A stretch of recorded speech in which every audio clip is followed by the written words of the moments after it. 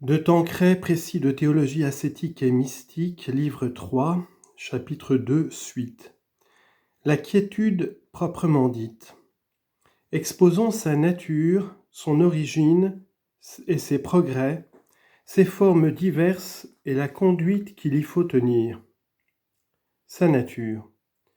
Dans cette oraison, la partie supérieure de l'âme, l'intelligence et la volonté, est saisi par Dieu qui lui fait goûter un repos très suave et une joie très vive de sa présence. Mais l'entendement ou le pouvoir de raisonner, la mémoire et l'imagination demeurent libres et sont parfois une source de distraction. Voici comment sainte Thérèse explique le caractère surnaturel de cette oraison et la façon dont la volonté est saisie par Dieu. On lit en note. Dans le chemin de la perfection, chapitre 31, la sainte ne parle que de la volonté, parce que c'est elle qui, étant la reine des facultés, est saisie principalement, et la première, la contemplation étant un acte d'amour encore plus que de connaissance. Mais, comme la volonté n'agit qu'éclairée par l'intelligence, celle-ci est aussi, dans une certaine mesure, sous l'emprise divine. Fin de citation.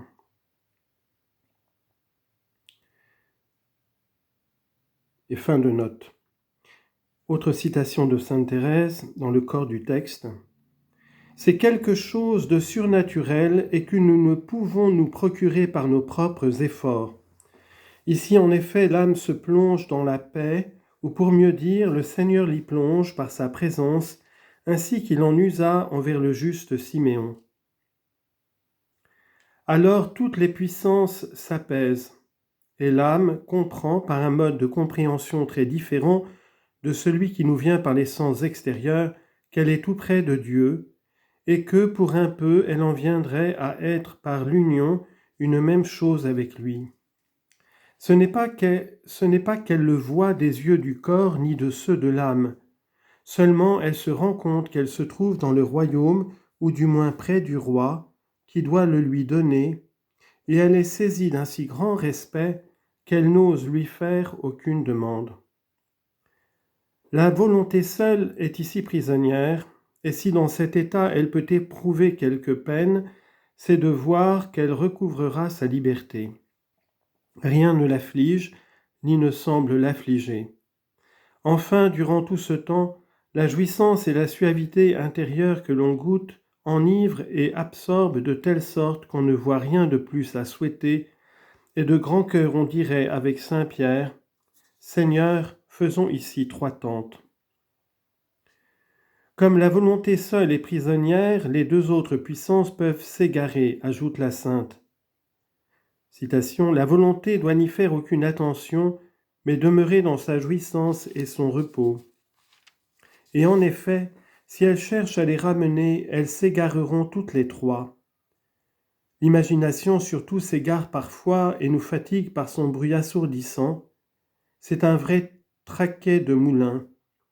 Laissons aller ce traquet de moulin et occupons-nous de moudre notre farine en faisant agir notre volonté et notre entendement. Fin de citation.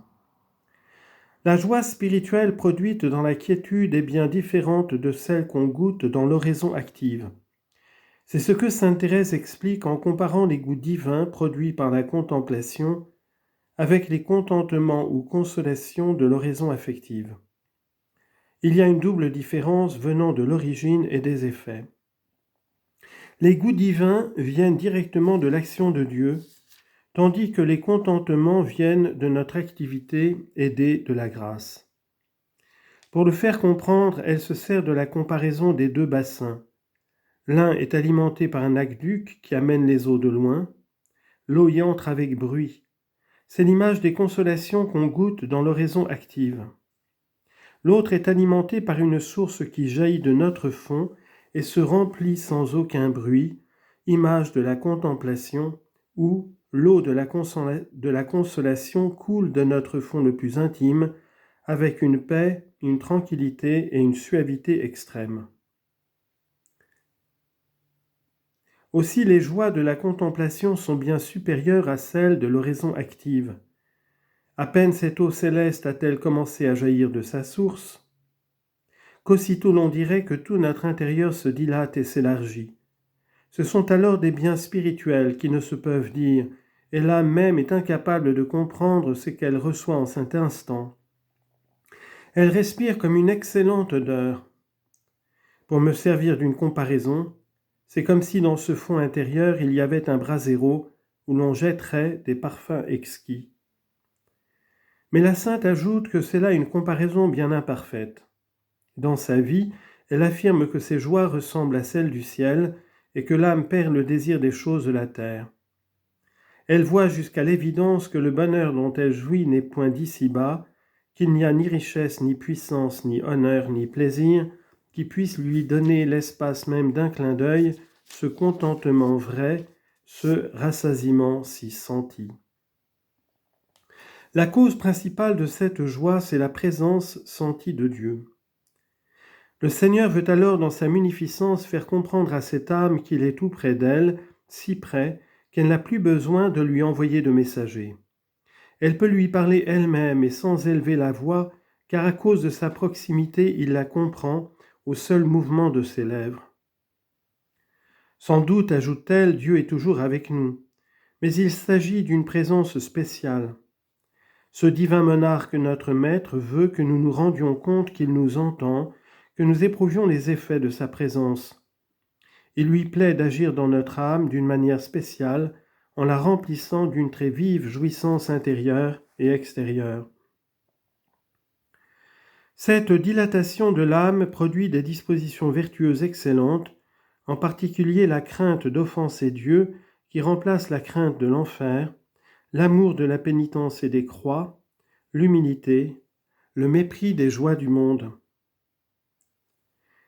Cette dilatation de l'âme produit des dispositions vertueuses excellentes, en particulier, nous venons de le dire, la crainte de l'enfer cesse de l'agiter.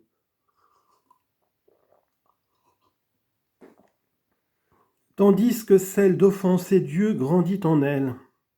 La crainte servile disparaît et l'âme sent une grande confiance de le posséder un jour.